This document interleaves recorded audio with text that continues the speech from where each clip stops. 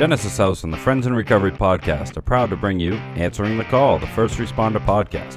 Join your hosts, Mike the Podfather and Jersey Ed, as they address the real issues in health and wellness for first responders. From physical and mental health to relationships and work-life balance, we leave no stone unturned. Answering the Call, the First Responder podcast is available on Facebook, Podbean, iTunes, and YouTube, as well as iHeartRadio. 24 hours a day, 7 days a week. Now, here are your friends in recovery answering the call.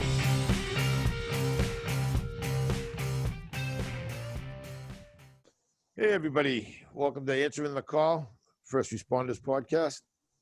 I am the Podfather, Mike Miles, and I'm here with my good friend, Jersey Ed, guys. Jersey Ed. Yeah, you got it this time. I got it. Can we have some of those horns? Can we have some of those horns? Yeah. I love those horns. Yeah, give us some of those horns. Our producer extraordinaire, he's really added a lot to these shows. Yeah. You know, I was listening up in Maine on my vacation. I was listening to some of our podcasts, and I just chose random ones. But, yeah, you know, they're really good. They're really good. And a lot of it has to do with the editing and the substance, too. But the editing really adds a lot to it. That's for sure. It does. It does. Yeah, we got a good studio here. And again, like we said last week on the show, this is a new season, and this is almost a year of answering the call, guys. And I'm very proud of this show. It's been doing very well. And you know, good topics, good subjects.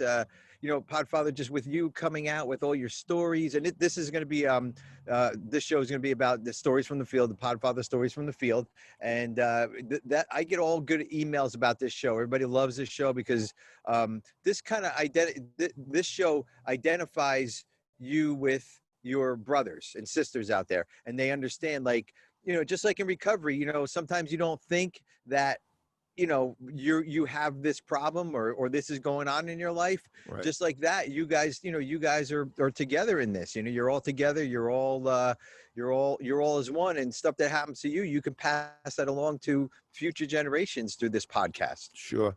You know, it's funny. I read an article in the New York Post about this woman who donated her kidney to a cop. A cop, I think he was out of the state of New York or maybe Jersey, I'm not sure, but it was in that area. And he had arrested her in the past. She was a drug addict, and he had arrested her several times. And coincidentally, she gets sober, and she's on Facebook, and she sees this the story about a cop that needed a kidney. And so she's 8 years sober, and she contacts the cop. It's the cop as a younger girl she had been arrested by. And anyway, she donates her kidney to him. And the article had a picture of both of them, and he's doing well and she's doing well. And she actually has a program where she helps women that have been on the street, you know, having problems. So it brought back some memories to me of there was this young girl back in the day, and her name was Marlo. And Marlo was a beautiful 19-year-old girl, and she was being arrested for prostitution. And at the time, my oldest daughter was probably a little older than Marlo, maybe I'd say maybe a year or two. And it just broke my heart. I was driving the police wagon at the time. I was going to school, and I was driving the police wagon, which some people would call the paddy wagon, but we don't do that anymore because we live in a society now where we don't talk about people's ethnic backgrounds or anything. But so the police wagon was a job that from 4 p.m. to 12 a.m. was very busy. I'd pick up 10, 15 people a night. Wow. And then I had to process them too, you know, take them in, process them, book them, fingerprint, the whole bit, put them in a cell, inventory their belongings. So I was always busy. But this one girl, I picked her up a couple times, and I knew she was a drug addict. And I said to her one of the nights, and I had been sober several years at the time, and I said, you know, you're sick and tired of being sick and tired. Do you want some help? She's like, what are you talking about? She didn't get it, you know. And so the next day she went to court. I happened to be in court, and I saw her going into the courtroom, and I asked her if she wanted to get some help, and she said she did. Well, by the time her case was called, it got called early, she had already been shipped off to Framingham, the women's prison. So her parents Yeah. were waiting in the lobby. I introduced myself to them, and I told them, that I was a policeman, and I knew their daughter, and I wanted to get her some help. They had told me she just graduated from high school the year before. She was the valedictorian. She got Wow. hooked up with some kid that was doing heroin from Lowell and off to the races. So the judge at the time, Judge Neil Walker, great guy, he brought her back from the prison the next day, and she ended up getting to a sober house. She went to treatment, she went to a detox, and then she got sober. I hadn't seen her in a couple of years. I was directing traffic one day at a very busy intersection. Beautiful girl in a Volvo with a baby seat, pulls up, dark glasses, dark hair. She's waving to me, and I'm like, oh, this poor girl thinks I'm somebody else, So I waved to her. And she pulls up. She said, "You don't recognize me?" I said, "No, I'm Mike Miles." I was ready to tell her she's probably looking for someone else. She goes, "I know who you are. This is me, Marlo." Wow. Well, it was a moment. I mean, I look at the baby seat. I look at her. She's so healthy. She's got a baby. Wow. She's healthy, beautiful. So she pulled over, and we're both crying. I mean, I got emotional because I was so happy. And I don't know where she is today. I don't know whether she ever went back or she went forward. I know I went forward. I was fortunate. I hope she did. But my point is, after reading that article about the girl that gave her kidney to the police officer who was dying, basically she gave him a second shot at life, and I thought, this is the type of job we do, where you can go from being a cop, taking away someone's freedom by arresting them, and they have so much respect for you because of the way you treated them, that 7 years later they're giving you their kidney. Come on, think of that, giving your kidney. Crazy. Who the hell do you give your kidney to? I know. I'd have a hard time giving my kidney to a family member, That's let alone to somebody stranger. Good Lord, that arrested me. But but it brought back some really good memories, and I often think about. I'm hoping she did well.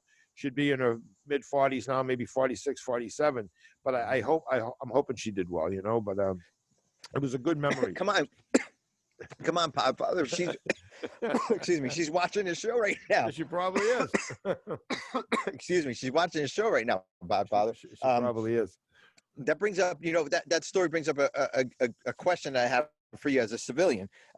You as a police officer, and the police officers are watching, and any law enforcement that's watching, is like, when you go arrest a prostitute or something, they're not doing that because that's what they want. That's what they want their life skills to be, and that's what they, that's kind of what they inspired to be, as a prostitute for the rest of their lives. Deep down inside, there's a reason why they're doing it. You know what I mean? They're caught. They're trying to buy drugs. Trying to live a lifestyle that they can't.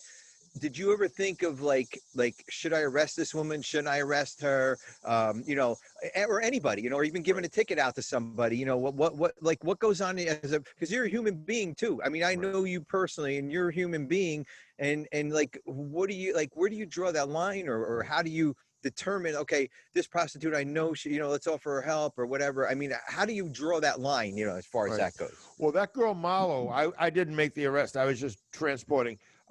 But no, I never arrested a girl for prostitution. I knew a lot of them. I saw them, and I helped a few get into treatment. I got letters from girls that were doing time that ended up getting help. Carmen Harding was a girl I can think of.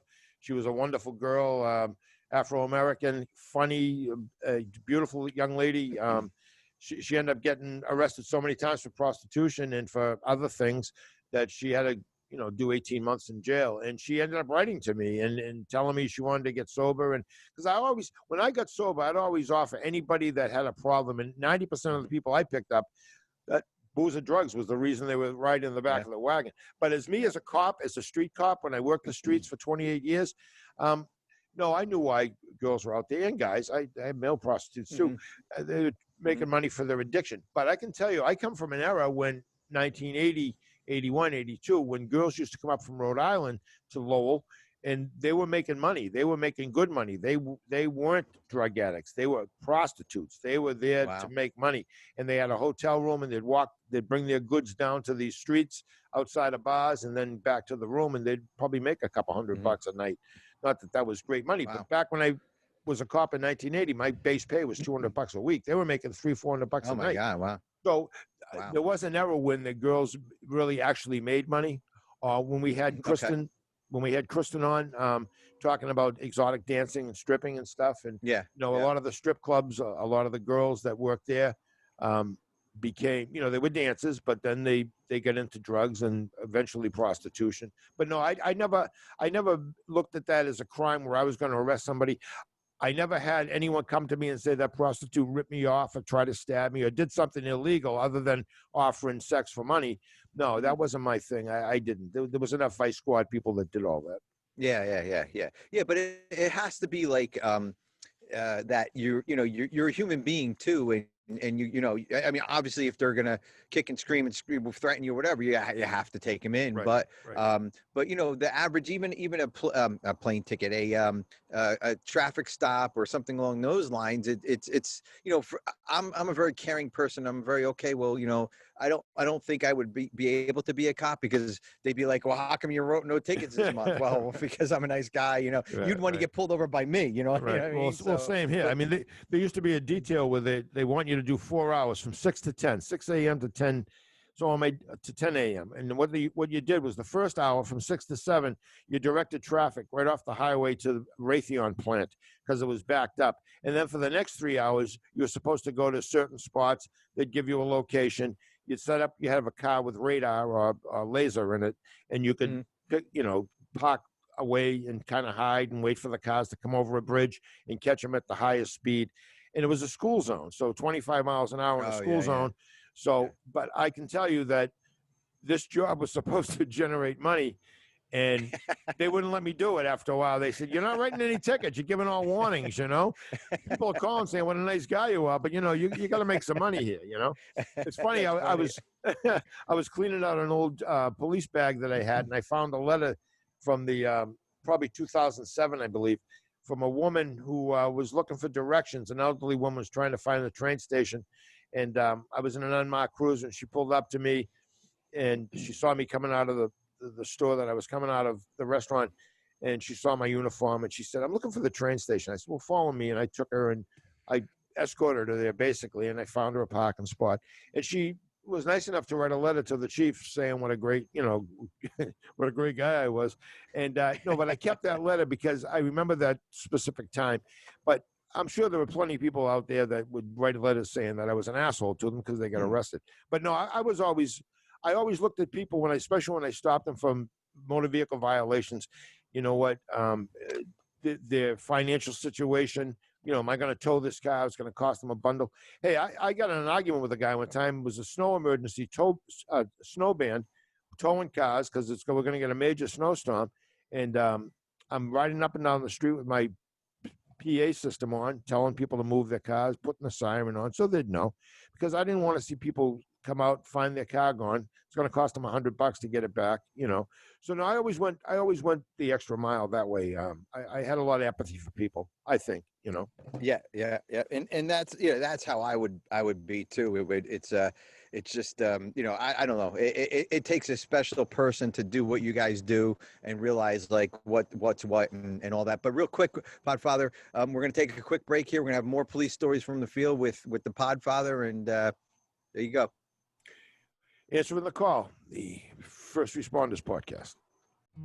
Since 1992, Genesis House has been helping real people heal from addiction on their private recovery campus in beautiful Palm Beach County, Florida.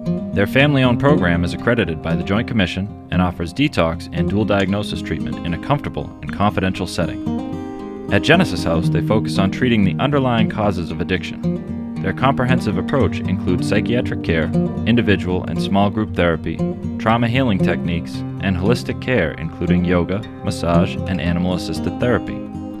After treatment, their clients enjoy the lifelong support of a nationwide network of Genesis House alumni. Call Genesis House today at 1-800-737-0933 to speak with someone who understands. Visit them on the web at www.genesishouse.net. It's time to start your journey to a long and successful recovery.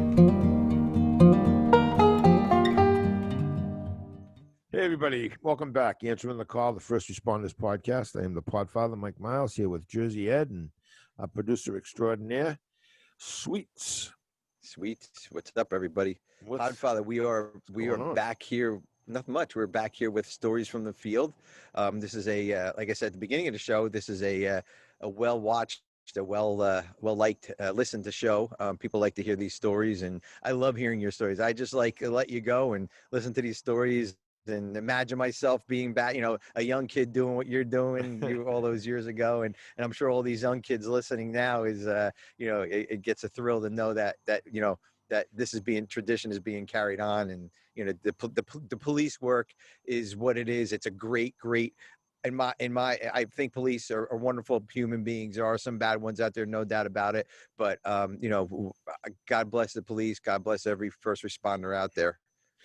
Well, Eddie, I was searching my mind driving here today about, some of the stories. And there's one story that sticks out of my mind. I'll tell you about it. I was walking a beat when I first became a cop. I had been a prison guard prior to that. So I had been on the job maybe 3 months, and I was walking a beat downtown outside a nightclub. And these three guys went by me. I really wasn't paying attention. And one of them said, "Hey, Miles, aren't you a correctional officer?" And I said, no, I'm a cop now. I used to be a correctional officer. So one of them said, "Oh, you're a pig in Lowell." And I don't know why that pissed me off, but it did. So I said to him, "No, your mother's a pig in Lowell." And, and I just went about my business, and the next thing you know, I'm in a fight. These three guys jumped me. And if you can see my left shoulder, it's got a big scar. I had a major surgery there. The arm, actually, the shoulder itself got split open. The arm came out. Anyway, two brothers. There was three of them all together, and two brothers and another guy. And I won't say their names, but it always stuck with me. I never had surgery. I had my tonsils out. That was it. And I got this major scar. I'm 25 years old, and I thought I was kind of an attractive guy. I didn't want to have this big scar on my arm and everything, but it just bothered me because it just, the whole idea of being jumped in uniform, it wasn't good. So years later, I get sober, and one of my things was going to detox and speaking to people in detox, and so I'm in a detox one night, and the patients come out. There's about 7 of them, and they all got the foam slippers on and the the detox attire, detox gear. And there's one guy sitting in front of me, and I'm like, "This kid looks familiar, and sure as hell, he's one of the kids that jumped me, So I didn't have any animosity towards him. This is how this program works, or maybe God works. My God, my understanding, my God of my understanding. But I just did my thing. I told him how I got sober, why I was sober, and I didn't get into the cop thing. But he recognized me, and he wouldn't look up the whole time. And at the end, when we were leaving, he shuffled over to me and he said, "Hey, I just want to tell you, I was fucked up that night. And, I don't even know why we did what we did." And I said, "Hey, you know what? Let's not worry about it. We all move on. And, just the fact that, I'm here now, there's a reason for this, but good luck with you." And I know for a fact that his life got better. I don't see him. We didn't go out and have a kumbaya moment or anything. Mm-hmm. But I've also run into people in markets. I'm an old man now. I'm 66 years old. At one time, 66 years young, Podfather. 66 years young. At one time, I can handle myself pretty good. I'm not that I was a punk looking for fights, but sometimes you can't help it. You go on a call, you can be in the best moods, and there's a fight. You got to break it up. Yeah. There's someone attacks you. You got to defend yourself. Yeah. And there was this. I had a brand new RX-7, and I'd gotten out of work at 11:30, and I went to this car wash to rinse it off because it had dust on it or something. And there's two guys and a girl are walking by, and I'm in uniform, but half uniform. Anyway, I had my pants and boots on, and one of the guys recognized me, and he comes into the car stall where I'm with the magic wand there, rinsing off the car, and he wants to fight, So what are you going to do? My car's covered in suds. I can't just take off, So I sprayed him with the gun. I punched him in the forehead. I wrestled with him. The other kid was on my back. The girl's kicking me. So I finally escaped from this group. And back then, no cell phones back in the 80s. And I go over, and this is pre-sobriety too. I wasn't sober then. But okay. I called the station from a payphone. I got to back up, and I arrest this guy who was a big kid. He was a gun dealer and everything. He was a tough kid. So that was then. I hadn't seen him in years. I'm in the market this year, March, right before the pandemic, and I'm walking down an aisle, and this guy looking at me, he's a big smile on his face. He's still a huge man too. And he says, "Mike, it's Mike Miles." I go, "Yeah, Jerry." He goes, "Yeah." Oh What my you God. doing? And for a split second, I'm thinking this kid's gonna throw me over the shelf here, 'Cause- and we start talking. He says, I saw your retirement in the paper. He goes, I remember that night. I was drunk, whatever, and you were a pretty good guy. You never really busted our balls. I don't even know why I did that to you. He goes, I just didn't like cops, but and I used to tell the cops when I'd speak to them at the academy before they graduated from the academy. I was one of the final instructors they had. I talk about police stress and things like that and methods to get help. But I would always tell them, you never know who's going to be feeding you in the nursing home. Was my little story. Be Yeah. kind to people because you never know. And Yeah. I got one more story. I just want to get out there about nursing homes. My mother had Alzheimer's. She was in the nursing home for 4 years. And it was a very sad situation. I'd go there about 5 times a week. And I never left there with a dry eye because she was a very vibrant, smart, funny, beautiful woman, and she was still very, very pretty and sweet. But she was in a wheelchair. She couldn't walk, and she couldn't communicate. She had no idea who I was, and she was just a gentle soul.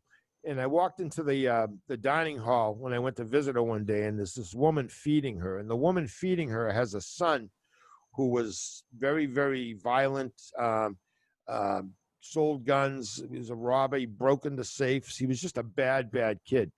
And he had a fight with his brother one night. And I got the call. And when I got there, I was by myself. The backup was coming. But, this kid was very violent, very angry. And I had to use my communication skills to get out of there without getting thrown through a window.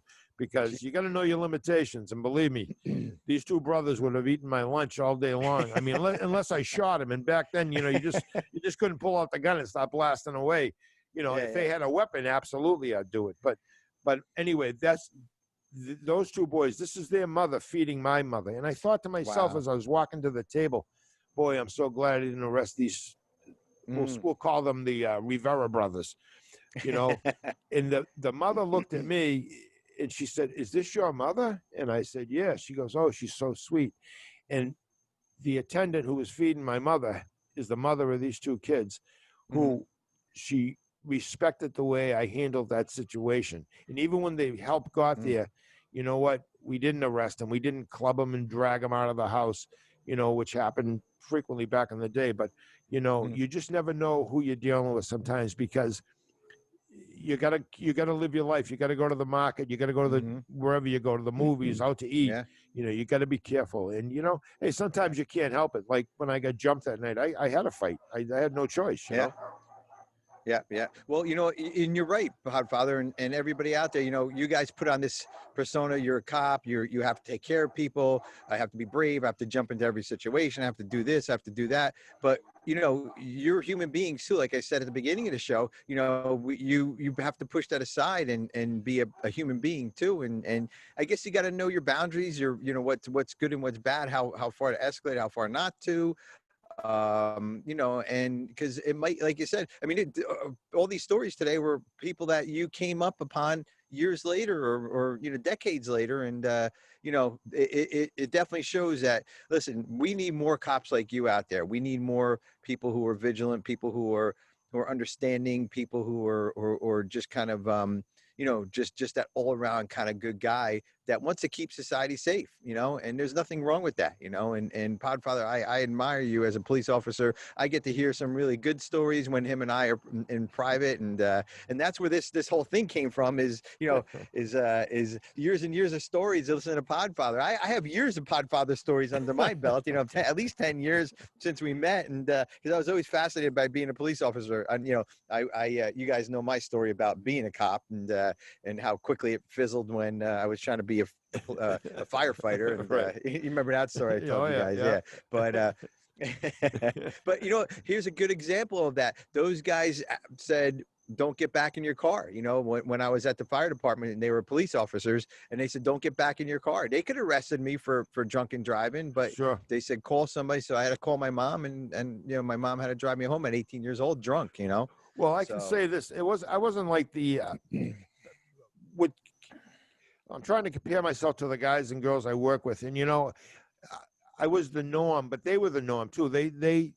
I learned from other cops. I learned what's important and what's not important. You know, an old cop had told me when my first month on the job, he pulled me aside and his name was Paul Spillane. His brother was a medical doctor, and Paul Spillane probably never left the city of Lowell, you know, and he said to me, I said, any advice? And he said, yeah, I'll tell you what, young fella, be nice to the elderly and be nice to the children because they're the ones that need us, you know, and that always stuck in my mind. And I remember when Paul Spillane retired, about 2 years into his retirement, I saw him walking down one of the main streets in Lowell. And I went over and said, hey, Paul, it's Mike Miles. And I could see just by the look that he had some memory loss and he wasn't sure who I was. And I thought, wow, this guy worked his whole career, his whole life. He's 67, 68, and he's got Alzheimer's, you know, memory loss, you know. But things like that, you know, they just stuck with me. I think the way you're brought up has a lot to do with it too, you know. And if you have caring parents, I had an older brother that was what they called mentally retarded. He was born in 1944. And, you know, we grew up with him and, you know, there was a lot of sadness with that for my mother and for my family. You know, kids made fun of him or whatever. And, but we didn't. And we learned to love him and you know, live with it. And, you know, I lost a son. My second child died, you know, small infant baby. That made me a better man, a better father, a better cop. I'd go to calls where babies weren't breathing. I'd bust my ass to get there. And you know, and I actually did save a couple of children. So I'm very fortunate, you know, that's all. Yeah, and also, guys, everybody's listening out there.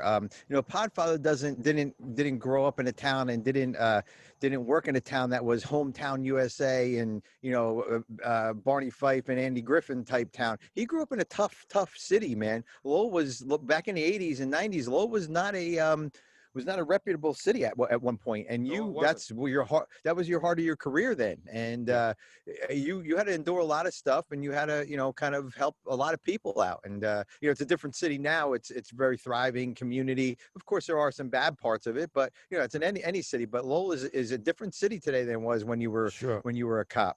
Well, we had some good leaders back there. We had a chief, Leonard McPhail. He was probably the end of an era, the World War II era. Then we had Jack Sheehan, who I didn't really get along with, but I really respected him, and he was a great leader. And then after that, we had a couple more. But Ken LaValle was a chief that I really admired, and he gave me an opportunity to be the EAP. And I watched him as a cop. We came on at the same time, and you know, he was such a good cop, such a good man, but he always had humor. And, you know, I always try to use humor. And all the good cops I work with, Billy Callahan, Steve O'Neill, I can just name them all. You know, they were great, Dave Ferry. All we did was laugh, and we treated people with respect, but we found humor in a lot of stuff because that's how we process, you know. That's how we process things. But, you know, so stories. Well, Podfather, stories from the field. I love these shows, man. Stories from the field. Podfather, you know, he has millions of them. We have endless shows of this. More to come. Podfather, Podfather, thank you very much. And you know, again, great season. I'm looking forward to this season and working with you again. I really appreciate it. Well, same here. We miss you, and we'll see you soon. And everybody answering the call, First Responders Podcast. Stay safe, everybody. Great show. That concludes this episode of Answering the Call, the First Responder Podcast. Thanks to Genesis House for sponsoring the show and supporting first responders who are struggling with addiction and mental health. Follow us on Facebook for past shows and updates.